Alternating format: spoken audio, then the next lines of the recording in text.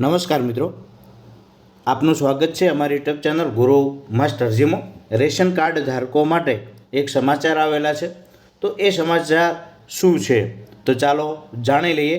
આપ નવા હો તો ચેનલને સબસ્ક્રાઈબ, લાઈક અને શેર કરતા રહેજો। રેશનની દુકાન 4 મહિનાનું અનાજ એડવાન્સમાં આપશે। ચોમાસાને ધ્યાને રાખી મે અને જૂનમાં વિતરણ થશે।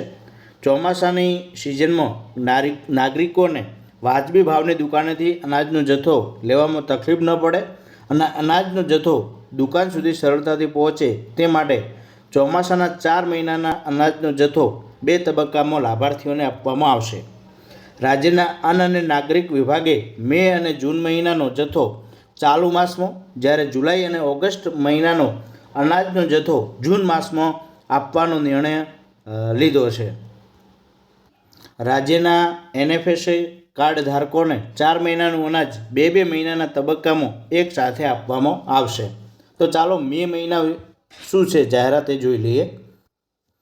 મે 2025 માસમાં મે અને જૂન 2025 મહિનાનું વિતરણ 31/5/2025 સુધી ચાલુ રહેશે।